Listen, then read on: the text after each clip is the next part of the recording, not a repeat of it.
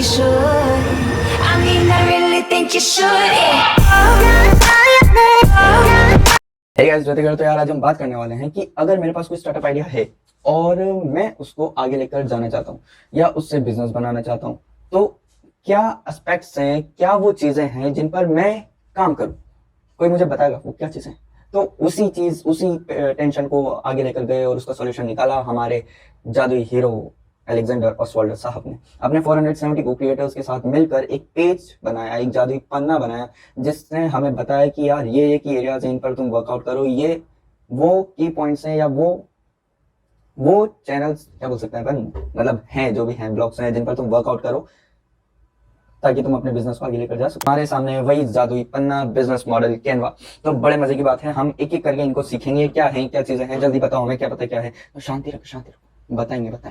ठीक है, तो पहला, हाँ एक और बात याद रखो कि इसमें नंबरिंग होती है, तो मैं नंबरिंग वाला एक और ये दिख रहा होगा तुम्हें सामने, इस पर बात करते हैं। ठीक है, तो वैल्यू मैं एक एक करके जाऊंगा, तुम नंबरिंग देख लेना 1 2 3 4, मैं एक एक समझा रहा हूँ। तो वैल्यू प्रोपोजिशन बड़ी शानदार चीज है। जब ये बिजनेस मॉडल उन्होंने पेश किया था तो उन्होंने कहा था कि देखो, ये जो वैल्यू प्रोपोजिशन है ना, ये वो चीज है जो आपके बिजनेस को दूसरे बिजनेसेस से अलग करती है, आपके कॉम्पिटिटर्स को आपसे अलग करती है। आपका बिजनेस अलग कैसे है ये बताती है। मैंने 3 बार अलग बोला, मतलब इंपॉर्टेंट है। ठीक है, तो किस तरीके से आप वैल्यू प्रपोज करेंगे। वैल्यू प्रोपोजिशन क्या होता है कि कौन सी प्रॉब्लम है जो आप सॉल्व कर रहे हैं, क्या नीड है। मतलब जैसे फेसबुक है, तो फेसबुक को मतलब ह्यूमन की क्या है नीड, क्या है, ह्यूमन की नीड है कि वो सोशल इंटरेक्शन करे, तो वो सोशल इंटरेक्शन घर पर रहते हुए भी कर सके। वो जो नीड थी वो किसने सॉल्व करी, फेसबुक ने। And it's one of the biggest startup to now. And उसका बिजनेस मॉडल देख लेना, मिल जाएगा तुम्हें नेट पर, बाकी मैं नीचे डाल दूंगा अगर होगा तो। ठीक है, तो मैंने अभी तक 2 बात कही, पहली प्रॉब्लम सॉल्व करना, दूसरी कि आप किसी की नीड पूरी कर रहे हैं, तीसरी बात ये कि आप कैसे कर सकते हैं। आप कस्टमाइजेबिलिटी ला सकते हैं अपने बिजनेस के अंदर, आप न्यूनेस ला सकते हैं, आप ब्रांड या स्टेटस के ऊपर ला सकते हैं, जैसे आईफोन करता है। कस्टमाइजेबिलिटी मतलब अर्बन क्लैप है, अर्बन कंपनी है, वो अनऑर्गेनाइज सेक्टर के लोगों को ऑर्गेनाइज्ड बना रही है। तो मेरा हाथ बाहर चल गया कैमरे के, बाहर में जा। ठीक है, तो कस्टमाइजेबिलिटी है, न्यूनेस है, और आप प्राइस एफिशिएंसी रख सकते हैं कि आपकी जो प्राइस है प्रोडक्ट की वो कम है, ये भी एक वैल्यू प्रोपोजिशन के अंदर आ सकता है।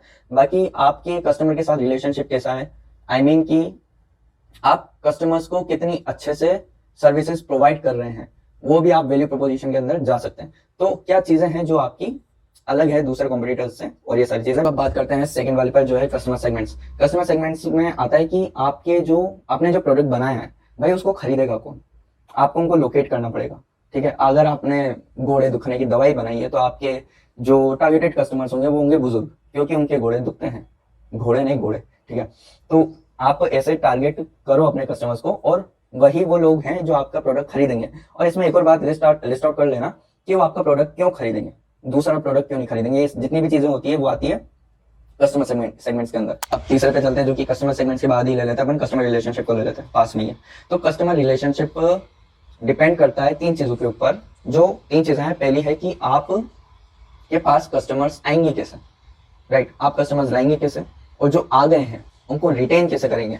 अगर आपके पास कस्टमर्स रिटेन हैं, ये दूसरी बात है, तो उनसे और पैसा आप कैसे बनाएंगे। ये जो 3 चीजें हैं, इन 3 चीजों के ऊपर फोकस किया जाता है कस्टमर रिलेशनशिप्स के अंदर। कस्टमर रिलेशनशिप आप अलग अलग तरीके से कर सकते हैं। आप पर्सनलाइज्ड दे सकते हैं, जैसे कि आप किसी को कॉल पर लगा देते हैं कि हाँ कोई भी कस्टमर का कॉल आ रहा है तो आप उसको पर्सनली हैंडल करो। तो ये जितनी भी चीजें होती है, आप उनको कोई सर्विस प्रोवाइड कर सकते हैं, कोई ऐप प्रोवाइड करा सकते हैं जिससे कि उनका काम आसान हो जाए। ये सारी चीजें होती है कस्टमर रिलेशनशिप के अंदर। चौथे ब्लॉक की, और ये ब्लॉक बड़ा अच्छा है क्योंकि आपने प्रोडक्ट बना लिया, आपने कस्टमर्स भी देख लिए हैं, ये है, लेकिन आपके पास वैल्यू प्रोपोजिशन है, आपके पास एक वैल्यू प्रोवाइड करने के लिए है, आपके पास एक कस्टमर है। वैल्यू प्रोपोजिशन, कस्टमर, लेकिन इन जो वैल्यू है वो कस्टमर तक कैसे पहुंचेगी, कैसे वो पहुंचेगी, चैनल्स की वजह से। अभी चैनल्स क्या होता है, ठीक है, चैनल्स वो मीडियम है जो आपकी जो वैल्यू है वो कस्टमर तक पहुंचाने में हेल्प आउट करते हैं। ये चैनल्स कैसे हो सकते हैं, ये वर्चुअल हो सकते हैं, ये रियल हो सकते हैं, वर्चुअल और रियल। अब वर्चुअल में कैसा हो सकता है, जैसे आपने कोई टेम्पलेट बनाया, टेम्पलेट जैसे कोई बर्थडे गिफ्ट है, मतलब बर्थडे कार्ड है, आपको विश करने वाला टेम्पलेट बनाना है, उसमें कोई भी अपना नाम लिखेगा, आपको वो क्या करना है, सेल करना है। तो आप उसको इंस्टाग्राम पर पोस्ट पे डाल सकते हैं और वहां पर अपना मतलब फोन नंबर लिख सकते हैं कि आपको किसी को भी ये चाहिए तो आप इसको मुझे खरीद सकते हैं, आप उसको अमेजोन पे बेच सकते हैं। तो ये कैसे हो गए, ये हो गए वर्चुअल चैनल्स हो गए।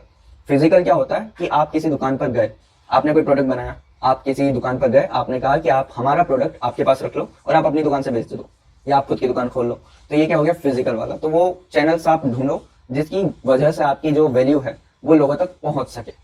That's it. तो यार चौथे ब्लॉक की तरफ चलते हैं, जो कि बड़ा शानदार है, वो है रेवेन्यू। रेवेन्यू मतलब पैसा, और पैसा तो हमें चाहिए चाहिए चाहिए, हम लेकर रहेंगे। बात करते हैं रेवेन्यू स्ट्रीम के बारे में। तो रेवेन्यू स्ट्रीम में हम पैसा कैसे जनरेट कर सके, ये आपको नाम से पता लग गया होगा। तो अलग अलग मेथड्स होते हैं रेवेन्यू जनरेट करने के। पहला एडवर्टाइजिंग, दूसरा सब्सक्रिप्शन, तीसरा ब्रोकरेज, जैसे कि ज़रोधा करता है, वो जब भी ट्रेडिंग करते हैं ना, तो जो ट्रेडिंग की जो सर्विस है वो प्रोवाइड करवा रहा है, वो अपना ब्रोकरेज काट लेता है उसके अंदर से। चौथा होता है अपना लैंडिंग कर देंगे, मतलब माइक्रोसॉफ्ट है, वो अपना टूल दे रहा है, ठीक है, अपना टूल दे रहा है, वो आपसे पैसे लेता है और अपने जो टूल है उसको कुछ महीनों के लिए आपके पास दे देता है और आप उसकी सर्विसेज यूज में ले सकते हैं। तो ये क्या हो गया, आप अपने जो एसेट्स हैं उसको आप किसी और को दे रहे हैं in exchange of money, right. तो आप अलग अलग टाइप से रेवेन्यू जनरेट कर सकते हैं इससे। तो रेवेन्यू में इतना ही है, बाकी हम और डिटेल में जाएंगे अगली बार। तो यार बात करते हैं हमारे अगले ब्लॉक के बारे में। क्या बताओ ना, लिखा होगा वहां पर, देखो बैक जाओ, लिखा होगा की रिसोर्सेज। की रिसोर्सेज क्या है, वो रिसोर्सेज जो कि हमारी कंपनी के लिए जरूरी है, वो रिसोर्सेज जो हमारी कंपनी के बिजनेस मॉडल को सपोर्ट करे, वो रिसोर्सेज जो हमारी कंपनी में काम आए और कस्टमर्स के लिए वैल्यू क्रिएट करें। इतना सब बोल दिया मैंने, ठीक है। तो ऐसे जो रिसोर्सेज होते हैं वो कौन कौन से हो सकते हैं। देखो, आपको कोई फैक्ट्री खोलनी है तो आपको चाहिए होगा गैरेज, आपको हवलदार चाहिए होगा उसकी रखवाली करने के लिए, तो आपको बहुत सारी ऐसी चीजें चाहिए होती है, ठीक है। बाकी एग्जांपल और देता हूँ कि कौन कौन से हो सकते हैं। कार, ट्रक, आपको किसी एरिया में स्पेशलाइज्ड पर्सन चाहिए। एक पर्सन भी एक की रिसोर्स ही होता है कि हाँ ये इंजीनियर ना इस वाली फील्ड में बहुत अच्छा है, तो इसको उठा लो। उठा लो मतलब नौकरी पे रख लो, वो वाला उठाना नहीं। तो नेक्स्ट ब्लॉक है, उसके ऊपर हम बात करेंगे, जो कि आता है हमारे की पार्टनर्स। की पार्टनर्स वो कि हम हर एक काम ना खुद से नहीं कर सकते। अब हम खुद से जब कोई काम नहीं कर पाएंगे तो हम क्या करते हैं ना, बहुत सारी अलग कंपनीजों के साथ डील कर लेते हैं और वो हमारे बिहाफ पर काम करता है। इंपॉर्टेंट बात यह है कि अगर आप उनके साथ काम कर रहे हैं तो पहले से देख लो कि उनका काम क्या है, और ये जो भी दूसरी कंपनी है वो हमारे बिजनेस मॉडल को क्या वैल्यू प्रोवाइड कर रही है, और वो पहले हमें कितने टाइम में प्रोवाइड कर देगी, क्या क्या एस्पेक्ट्स हो सकते हैं, उन सबको लिख लो एक बार, और उनके साथ तभी डील करना है तब आप सब चीजों में फाइनल हो जाओ। तो so these are the points from the key partners. हमारे की रिसोर्सेज हो गया, की पार्टनर्स हो गया। बातें हम की एक्टिविटीज के ऊपर। की एक्टिविटीज वो होती है कि आपकी कंपनी में कौन सी वो एक्टिविटीज हैं जो कि नेसेसरी है आपकी वैल्यू को बनाने में, आपकी वैल्यू को प्रोवाइड कराने में। वो कौन से एरियाज हैं जिन पर आप काम करना चाहते हैं, या प्रोसेसेस हैं जो होने चाहिए ताकि आपकी जो कंपनी है वो वहां पर बनी रहे, वो गिरे नहीं। तो ये जितनी भी सारी चीजें होती है ये आती है की एक्टिविटीज के अंदर, इसको भी लिस्ट डाउन करना होता है वहां पर। यार हमारा लास्ट है वो आता है कॉस्ट स्ट्रक्चर।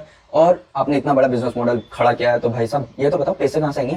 तो जो बिजनेस मॉडल है उसको बनाने में कितना पैसा लगेगा, वो सारी चीजें लिस्ट डाउन होती है कॉस्ट स्ट्रक्चर के अंदर। तो आपकी ट्रक के पैसे, आपके गैराज के पैसे, आपने जो मॉडल बनाया है, प्रोडक्ट बनाया है, उसके पैसे, ये जितना भी है सब लिस्ट डाउन होता है कॉस्ट स्ट्रक्चर के अंदर। एरियाज होते हैं इनके ऊपर हम लिस्ट डाउन कर सकते हैं अलग अलग चीजें। अब एक और इंपॉर्टेंट बात क्या है कि जो बिजनेस मॉडल होता है ना, ये जो वेल एस्टेब्लिश्ड बिजनेस होते हैं, उनके लिए बहुत अच्छे से काम करता है।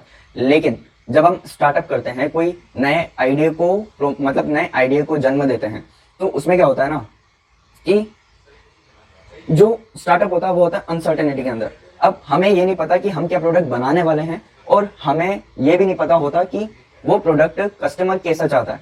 तो हमारा जो स्टार्टअप होता है वो होता है स्टार्ट अनसर्टेनिटी के अंदर।